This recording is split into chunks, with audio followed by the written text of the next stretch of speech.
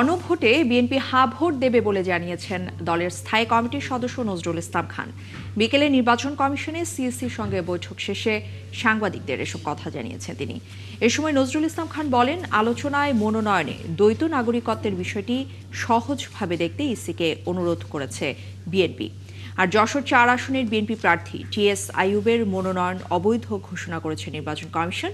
অন্যদিকে ঢাকা ২ আসনে জামায়াতে ইসলামীর প্রার্থী আব্দুল হক প্রার্থিতা ফিরে পেয়েছেন।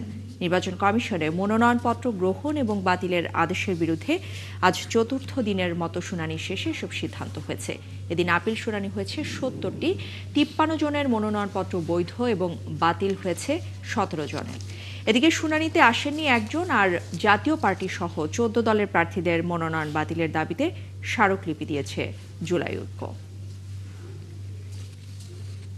আমরাই সংস্কারের দাবি সবার আগে করেছি। আমাদেরই প্রস্তাব অনুযায়ী সব সংস্কারের বিষয় আলোচনায় এসছে এবং কমিটি হয়েছে এবং সেখানে আমরা অংশ নিয়েছি, আমাদের কন্ট্রিবিউট করেছি এবং বহু বিষয়ে আমরা একমত হয়েছি। আমরা যেসব বিষয়ে একমত হতে পারি নাই সেগুলো আমরা নোট অফ ডিসেন্ট দিয়েছি। এই নোট অফ ডিসেন্ট আমরা না খালি, অনেক ব্যাপারে অনেকেই দিয়েছে। যেমন নারী আসনের ব্যাপারে তো অন্য রাজনৈতিক দলগুলির নোট অফ ডিসেন্ট দিয়েছে, আমরা দেই নাই। নারী আসন বৃদ্ধি আমরা চেয়েছি, তারা নোট অফ ডিসেন্ট দিয়েছে, তারা চায় না আসন বৃদ্ধি এবং তারা কোনো নারীকে নমিনেশনও দেয় নাই।